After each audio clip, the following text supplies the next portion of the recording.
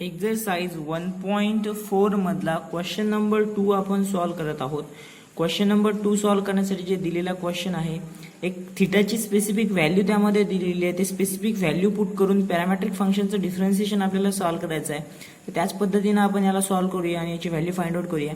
Total 5 question आहे, तर त्यातला एक एक क्वेश्चन आपण सॉल्व करूया. तर पहिला क्वेश्चन आता सॉल्व करूया.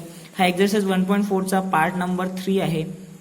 पार्ट नंबर 2 आहे. क्वेश्चन नंबर 1ला पार्ट नंबर 1 मध्ये डिवाइड केलं, क्वेश्चन नंबर 2 पार्ट 2 आणि क्वेश्चन नंबर 3 ज्यामध्ये टोटल 8 क्वेश्चन आहे, याला पार्ट 3 अशी 3 पार्ट याचे बनवून आपण यातले क्वेश्चन सॉल्व करूया. तर आता या पार्टमध्ये क्वेश्चन नंबर 2 सॉल्व करूया. त्यातला पहिला क्वेश्चन. तर याला डिफरन्शिएट करताना सगळ्यात अगोदर एक्स दिलेला आहे. X is equals to cosec square theta दिलेला आहे. तर याला आपण लिहू शकतो x is equals to cosec theta it's complete whole square. याला डिफरन्शिएट करायचं विथ रिस्पेक्टिव्ह त्याचा जो इंटरमिजिएट व्हेरिएबल आहे तो फाइंड आउट करायचा, तो आहे थिटा. म्हणजे पॅरामीटर आपला थिटा झाला, तर dx अपॉन डी थिटा. तर इकडे सुद्धा differentiation of this cosec theta it's complete whole square.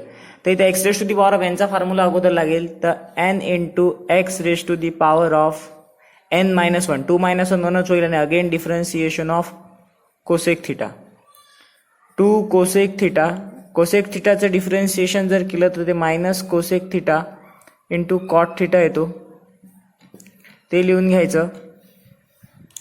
Next स्टेपमध्ये हा कोसेक थिटा आणि हा कोसेक थिटा होईल, म्हणजे -2 cot theta into cosec square theta. हे dx अपॉन डी थिटा आलं आहे. याला इक्वेशन नंबर 1 आपण कन्सिडर करू शकतो. इक्वेशन नंबर 1 मध्ये आपण एक्सला डिफरन्शिएट केलं, त्याची व्हॅल्यू फाइंड आउट केली. आता वायला डिफरन्शिएट करू, त्याची व्हॅल्यू फाइंड आउट करूया. वायची व्हॅल्यू आहे, याला सुद्धा y is equals to cot theta it's complete whole cube लिहू शकतो. याला डिफरन्शिएट करा विथ रिस्पेक्टिव्ह थिटा. थिटा सोबत जर डिफरन्शिएट केलं dy upon d theta is equals to d theta of cot theta cube. इथे सुद्धा तोच formula, cot theta it's complete whole square. Again differentiation of cot theta composite function असल्यामुळे. तर 3 cot square theta लिहू शकतो. Cot थिटाचं differentiation minus cosec square theta, minus cosec square theta लिहू शकतो आपण, म्हणजे त्याचा आन्सर येईल -3 cot theta, cot square theta into cosec square theta. या फॉर्मॅटमध्ये लिहू शकतो आपण. हे आलेलं आहे आपलं dy अपॉन डी थिटाची व्हॅल्यू. आता इक्वेशन नंबर 2 आणि इक्वेशन नंबर 1 वरून आपण याची व्हॅल्यू फाइंड आउट करूया आणि लिहूया. From equation 1 and 2 dy upon dx is equals to, आता काय लिहायचं बघा, इक्वेशन 2 मध्ये जे दिलेलं आहे -3 cot square theta into cosec square theta upon मध्ये हा -2 cot theta into cosec square theta जसच्या तसं. आता इथला कोसेक स्क्वेअर थिटा इथल्या कोसेक स्क्वेअर थिटा सोबत कॅन्सल, इथला एक कॉट थिटा इथल्या एक कॉट थिटा सोबत कॅन्सल. तर minus minus plus 3/2 cot theta dy by dx. आता बघा dy बाय dx आपल्याला जे सांगितलं आहे, थिटाची व्हॅल्यू आपल्याला π/6 दिलेली आहे. इथं π/6 आपण कन्सिडर करणार आहोत. At x is equals to π/6. तर x न घेता इथं आपल्याला थिटा घ्यायचा, कारण की थिटाची व्हॅल्यू π/6 आहे. तर 3/2 कॉट π/6. आता 3/2 घेतल्यानंतर थिटाची व्हॅल्यू आपल्याला π/6 पुट केल्यानंतर थिटाची व्हॅल्यू कॉट π/6 म्हणजेच 30 डिग्री. कॉट 30ची व्हॅल्यू इथं पुट करायची, ती आहे √3. तर ते येईल इंटू √3, म्हणजे आन्सर येईल 3√3 upon 2 dy by dx at theta is equals to π/6. तर अशा प्रकारे हा क्वेश्चन सॉल्व्ह होईल. पहिला क्वेश्चन एक्झरसाइज मधला, तो सेकंड नंबरच्या क्वेश्चन मधला पहिला क्वेश्चन. कॉट 30ची व्हॅल्यू इथे लिहून घ्यायची की ती √3 आहे म्हणून. अशा प्रकारे ह्या व्हॅल्यू सुद्धा लर्न पाहिजे. ट्रिग्नोमेट्री खूप इम्पॉर्टंट आहे. ट्रिग्नोमेट्रीचे फॉर्म्युले तुम्ही चांगल्या प्रकारे लर्न करा. हा सेकंड नंबरचा क्वेश्चन आहे, याला सॉल्व्ह करायचा. याला सॉल्व्ह करताना सगळ्यात पहिले x is equals to a cos cube theta दिलेला आहे. तर x is equals to a cos theta it's complete whole square लिहू शकतो. आता इथं ओळखायचं आपल्याला इंटरमिजिएट व्हेरिएबल काय आहे, आणि त्या व्हेरिएबलनंच डिफरन्शिएट करायचं, आणि तो आहे थिटा. थिटा आपला पॅरामीटर झाला, त्यांना डिफरन्शिएट करूया. Differentiation of x, a constant बाहेर, differentiation of x into cos square theta. तर इथं 2 कॉन्स्टंट बाहेर into cos theta. Again differentiation of cos theta, कारण की कंपोजिट फंक्शन आहे म्हणून. तर बघा 2a cos theta differentiation of cos theta minus sine theta. तर हा मायनस जो आहे तो समोर येईल म्हणजे -2a cos theta into sine theta ॲन्सरमध्ये. तर dx अपॉन डी थिटाची व्हॅल्यू आपल्याकडे आली. त्याला इक्वेशन नंबर 1 कन्सिडर करूया. इक्वेशन नंबर 1 कन्सिडर केल्यानंतर आता वायची व्हॅल्यू आपल्याला फाइंड आउट करायची आहे. तर वायला डिफरन्शिएट करूया सेम प्रोसिजरने आणि मग पॅरामेट्रिक फंक्शनचा थेरम यूज करूया. थेरम यूज करून मग याला सॉल्व्ह करूया. तर वाय जो दिलेला आहे त्याला लिहायचं a sine theta it's complete whole cube. याला डिफरन्शिएट करायचं विथ रिस्पेक्ट टू थिटा कारण की थिटा हा आपला पॅरामीटर आहे. म्हणून मग ॲन्सरमध्ये काय येईल बघा dy upon d theta is equals to a constant बाहेर differentiation of the sine theta it's complete whole cube a into. तर इथं सगळ्यात पहिले x raise to the power of यांचा फॉर्म्युला लागेल तो आहे n into x raise to the power of n minus 1 म्हणजे 3 - 1 again differentiation of sine theta. तर हे येईल 3a साइन स्क्वेअर थिटा 3 - 1 2 होईल आणि sine theta differentiation cos theta. तर हेच येईल 3a cos theta into sign square theta dy upon d theta. याला द्यायचं इक्वेशन नंबर 2. आता इक्वेशन नंबर 1 आणि इक्वेशन नंबर 2 दोन्ही आपण पाहिलेले आहेत. आता थेरमचा यूज करूया. थेरमचा यूज करून याचा आन्सर फाइंड आउट करूया. तर थेरमचा जर यूज केला तर dy upon dx is equals to dy upon d theta dy upon d theta upon dx upon d theta घ्यावा लागतो. तर पहिल्या इक्वेशन नंबर 2 वरून आपण व्हॅल्यू काढली 3a cos theta into sign square theta upon मध्ये इक्वेशन नंबर 1 वरून value काढली -2a cos theta into sine theta. हे दोन्ही व्हॅल्यू काढले. इथला एक साइन थिटा इथला एक साइन थिटा सोबत कॅन्सल कॉस थिटा सोबत कॅन्सल ए गेट कॅन्सल उरलं काय -3/2 साइन थिटा एवढंच उरलेलं आहे आपल्याकडे. त्यानंतर जी व्हॅल्यू आहे हे आलं dy अपॉन dx. परंतु आपल्याला थिटाची व्हॅल्यू π/3 पुट करायला सांगितली. ती पुट करणार आहोत नेक्स्ट स्टेपमध्ये. तर बघा ते जर पुट केली नेक्स्ट स्टेपमध्ये करूया dy upon dx theta is equals to π/3. तर -3/2 साइन π/3 साइन π/3 म्हणजे 60 डिग्री आणि साइन 60 ची व्हॅल्यू -3/2 π/3 म्हणजे π/3 जर कन्वर्ट करायचं असेल तर 180 अपॉन पायनं काय करायचं मल्टिप्लाय. तर पाय गेट कॅन्सल तर 60 डिग्री येईल. 60 साइन 60 ची व्हॅल्यू आपल्याला माहिती आहे √3/2 राहते. तर हेच येईल -3√3/4 dy/dx at theta is equals to π/3. Exercise 1.4 मधला क्वेश्चन नंबर 2 मधला सेकंड क्वेश्चन आपल्याला सॉल्व्ह करायचा आहे आणि त्याची व्हॅल्यू फाइंड आउट करायची आहे at theta is equals to π/3 वर. तर तो क्वेश्चन आपण सॉल्व्ह करणार आहोत. तर याला सॉल्व्ह करताना x is equals to a cos थिटाचा इट्स कम्प्लीट होल क्यूब घेऊ शकतो. आता डिफरन्शिएट करावं लागेल आपल्याला त्याच्या पॅरामीटरनं with respect to theta. Parameter theta आहे म्हणून थिटानं dx upon d theta a constant by differentiation of cos theta it's complete whole cube. a constant by 3 into cos theta raise to the power of 3 - 1 x raise to the power of यांचा formula लागल्यानंतर again differentiation of cos theta.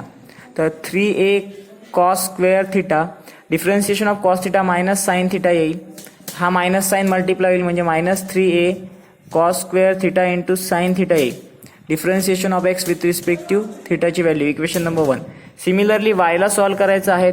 वायला सुद्धा आपण लिहू शकतो a sine theta it's complete whole cube. याला सुद्धा differentiate करावं लागेल with respect to theta. Theta हा पॅरामीटर आहे म्हणून. तर dy upon d theta is equals to a constant बाहेर differentiation of sine theta it's complete whole cube. X raise to the power of एनच्या फॉर्म्युल्यामध्ये आहे तर 3 साइन स्क्वेअर थिटा येईल. Again differentiation of sine theta with respect to theta आहे तर theta. तर 3a sine square theta आणि sine theta differentiation cos theta dy upon d थिटाची व्हॅल्यू इक्वेशन नंबर 2. आता इक्वेशन नंबर 1 आणि इक्वेशन नंबर 2 वरून आपण यूज करू शकतो थेरम आणि थेरमचा यूज करून याला सॉल्व्ह करू शकतो. याच्या व्हॅल्यू फाइंड आउट करू शकतो. बघा मग काय होईल. Divide equation 2 by equation 1. Equation 2 ला इक्वेशन y ने जर डिवाइड केलं तर dy अपॉन dx येईल. ते म्हणजे dy upon d theta upon मध्ये dx अपॉन डी थिटा. तर याची व्हॅल्यू जी आहे ती आहे 3a sine square theta into cos theta आणि अपॉनमध्ये आहे -3a cos square theta sine theta. तर इथला 3a सोबत कॅन्सल, एक साइन थिटा इथल्या साइन थिटा सोबत कॅन्सल, हा कॉस थिटा इथला एका कॉस थिटा सोबत कॅन्सल, म्हणजेच उरलं काय minus sine theta upon cos theta आणि तेच म्हणजे साइन अपॉन कॉस म्हणजे टॅन थिटा येईल. आता याला सॉल्व करूया. तर dy अपॉन dx ची व्हॅल्यू जी आली ती आलेली आहेत मायनस टॅन थिटा, परंतु थिटाची व्हॅल्यू आपल्याला पुट करायला सांगितली त्यांनी at theta is equals to π/3. तर ते पुट करणार आहे मायनस टॅन π/3. टॅन π/3 म्हणजे मायनस π/3 म्हणजे 60 डिग्री. तर टॅन 60ची व्हॅल्यू मायनस √3 येईल. अशा प्रकारे हा क्वेश्चन होईल सॉल्व. अशा प्रकारे त्याची व्हॅल्यू जी आलेली आहे आपण सॉल्व केली. याला पॅरामेट्रिक फंक्शनचं डिफरन्शिएशन म्हणतात. थिटा इज इक्वल्स टू π/3 ही आहे त्याची व्हॅल्यू. थर्ड क्वेश्चन सॉल्व करूया. यातला जो आहे x is equals to t² plus t plus 1, y is equals to sine πt upon 2 plus cos πt upon 2, t is equals to 1 put करून याला solve करायचं आहे. पॅरामेट्रिक फंक्शनचा यूज करून याला सॉल्व करायचं आहे. तर बघूया क्वेश्चन नंबर 3. तर याला सॉल्व करायचं आहे. याला सॉल्व करताना x is equals to t² plus t plus 1 आहे. तर याला डिफरन्शिएट करताना याचा इंटरमिजिएट व्हेरिएबल म्हणजेच आपल्याला त्याचा पॅरामीटर शोधता आला पाहिजे, तो आहे t. तर इथं डिफरन्शिएट करू विथ रिस्पेक्टिव t. तर differentiation of t² plus differentiation of t plus differentiation of 1. t² चं डिफरन्सिएशन 2t, t चं डिफरन्सिएशन 1 आणि कॉन्स्टंटचं differentiation 0 dx upon dt. Question number 1 झालेला आहे सॉल्व. याला क्वेश्चन नंबर 1 द्यायचं. नेक्स्ट स्टेपमध्ये बघा वायला सुद्धा डिफरन्शिएट करावं लागेल. याला डिफरन्शिएट करूया विथ रिस्पेक्टिव टीने डिफरन्शिएट केल्यानंतर dy upon dt is equals to differentiation of t sine πt upon 2 plus differentiation of t cos πt upon 2. आता साइनचं differentiation cos πt upon 2, again differentiation of πt upon 2 plus कॉसचं differentiation minus sine πt upon 2 आणि again differentiation of πt upon 2. तर इकडे काय येणार आहे बघा कॉस πt अपॉन 2, π/2 कॉन्स्टंट येईल. Differentiation of t with respective म्हणजे 1 येईल, म्हणजे त्याच्यासोबत काय येईल into π/2 plus into minus minus sine πt upon 2, again इथं डिफरन्सिएशन ऑफ π/2 इंटू t, तर ते सुद्धा येईल π/2. आता ही व्हॅल्यू जी आलेली आहे ती आलेली आहे dy अपॉन dt ची. याला द्यायचं इक्वेशन नंबर 2. आता इक्वेशन 2 ला इक्वेशन 1 ने डिवाइड करायचं. Let's divide equation 2 by equation 1. 2 ला जर 1 ने डिवाइड केलं तर येईल dy upon dx is equals to dy upon dt. हाच थेरम आहे आपला dx अपॉन dt. आता व्हॅल्यू पुटअप करायच्या. ही आहे cos πt upon 2 into π/2 minus sine πt upon 2 into π/2. इथून π/2 आपण कॉन्स्टंट सुद्धा बाहेर काढू शकतो, तसं केलं तरी काही प्रॉब्लेम नाही. आणि अपॉनमध्ये याची व्हॅल्यू जी आहे ती आहे 2t प्लस 1. आता इथं आपल्याला जे व्हॅल्यू दिलेली आहे t ची ती 1 पुट करायला सांगितली आहे. इथं t ची व्हॅल्यू 1 पुट करूया आणि नंतर सॉल्व करूया. तर dy upon dx at t is equals to 1 is equals to बघा कॉस π/2 इंटू 1 इंटू π/2 कॉन्स्टंट काढूनच घेऊ. कॉस π/2 आणि इंटू π/2 आणि अपॉन मध्ये 2 इंटू 1 प्लस 1. तर कॉस π/2 मायनस इथं साइन पाहिजे, सॉरी साइन π/2 येईल. टी ची व्हॅल्यू 1 होती तर इथं सुद्धा 1 येईल. साइन π/2 अपॉन मध्ये 2 इंटू 1 2, इथं π/2 जसच्या तसं शेवटी 2 इंटू 1 2, 2 प्लस 1 म्हणजे 3. आता कॉस π/2 ची व्हॅल्यू 0 मायनस साइन π/2 ची व्हॅल्यू 1 इंटू π/2 जसच्या तसे अपॉन मध्ये 3. तर इथं काय येणार आहे नेक्स्ट स्टेपमध्ये बघा -1 इंटू पाय बाय 2 तर मायनस पाय बाय 2 अपॉनमध्ये 3 म्हणजेच येईल मायनस पाय अपॉन 6. हा 2 आणि 3 मल्टिप्लाय होऊन जाईल. Differentiation of y with respect to x at t is equals to 1. तर अशा प्रकारे हा क्वेश्चन होईल सॉल्व. थर्डवाला क्वेश्चन सॉल्व होऊन आपण त्याचे आन्सर फाइंड आउट करू शकतो. असं पॅरामेट्रिक क्वेश्चनला सॉल्व करतात. तर फोर्थ नंबरचा क्वेश्चन आपल्याला सॉल्व करायचा. फोर्थ नंबरचा क्वेश्चन सॉल्व करताना याचा पॅरामीटर ओळखता आला पाहिजे आणि पॅरामीटर ओळखता येऊन त्यांना डिफरन्शिएट करता आला पाहिजे. तर टी इथं पॅरामीटर आहे, टीनं डिफरन्शिएट करूया. dx upon dt is equals to 2 constant बाहेर differentiation of cos t minus differentiation of cos 2t. तर 2 कॉन्स्टंट बाहेर, कॉस टीचं डिफरन्शिएशन मायनस साइन टी, इकडे मायनस कॉस 2tचं differentiation sine minus sine 2t, 2tचं डिफरन्शिएशन 2 येईल म्हणजेच minus 2 sine t minus minus plus 2 sine 2t. 2 constant काढू शकतो बाहेर, नाही तर असं राहू दिलं तरी काही प्रॉब्लेम नाही. 2 कॉन्स्टंट काढून घेऊ, नाही तर 2 जर कॉन्स्टंट काढला तर minus sine t plus sine 2t dx upon dt ची व्हॅल्यू. Equation number 1.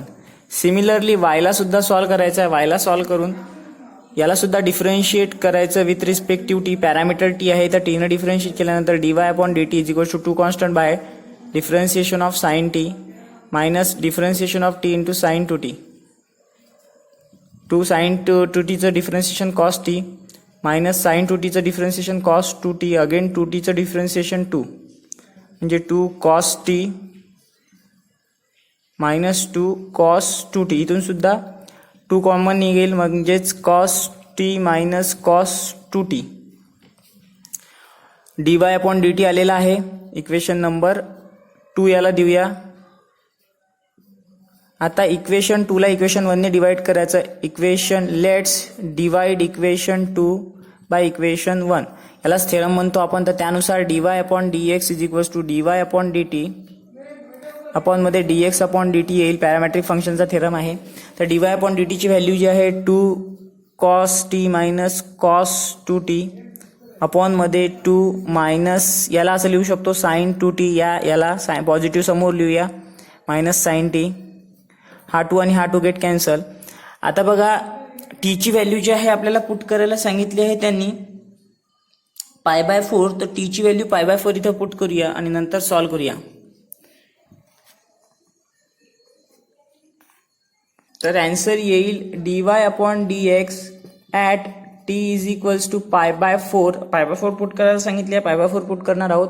तेच म्हणजे cos pi by 4 minus cos 2 into pi by 4 upon मध्ये sine 2 into pi by 4 minus sine pi by 4. तर कॉस पाय बाय 4 ची value cos pi by 4 ची 1 upon root 2 minus cos pi by 2 होऊन जाईल. हा 2 आणि हा 2 टू जा 4. इथं सुद्धा 2 टू जा 4 साइन पाय बाय 2 होऊन जाईल मायनस साइन पाय बाय 4 ची व्हॅल्यू 1 अपॉन अंडर रूट 2. आता नेक्स्ट स्टेपमध्ये बघा काय होईल. 1 upon under root 2 minus cos pi by 2 म्हणजे 90 डिग्री. कॉस 90 ची व्हॅल्यू जी आहे ती 0 आणि साइन 90 ची 1 मायनस 1 अपॉन रूट 2. म्हणजेच काय येईल इथं नेक्स्ट स्टेपमध्ये इथे कॅल्क्युलेट करावं लागेल याला. 1 अपॉन अंडर रूट 2 1 मायनस 1 अपॉन अंडर रूट 2. आता नेक्स्ट स्टेपमध्ये याला सॉल्व करावं लागेल. ते काय येईल बघा 1 अपॉन अंडर रूट 2 जच्या तसे. इथं क्रॉस मल्टिप्लिकेशन करून रूट 2 मायनस 1 अपॉन रूट 2. तर हा रूट 2 आणि हा रूट 2 कॅन्सल होईल म्हणजेच काय येईल 1 upon under root 2 minus 1 dy by dx ची व्हॅल्यू येईल with respect to x at t is equals to pi by 4. तर अशा प्रकारे हा पॅरामेट्रिक फंक्शनचे क्वेश्चन सॉल्व होईल. तर असे डिफरंट टाईपचे क्वेश्चन आपण सॉल्व करू शकतो पॅरामेट्रिक फंक्शनमध्ये. जेव्हा तिथल्या एका जो पॅरामीटर आहे त्या पॅरामीटरची व्हॅल्यू दिलेली असताना सुद्धा आपण त्याला सॉल्व करू शकतो. हा लास्ट क्वेश्चन 5th नंबरचा तुमच्यासाठी होमवर्क आहे. ट्राय करा. जर डिफिकल्टी आली, काही प्रॉब्लेम आली तर विचारा आणि तुम्ही याला डिफरंट वेने सुद्धा सॉल्व करू शकता. घरीच राहा, सुरक्षित राहा, end join the campaign learn at home.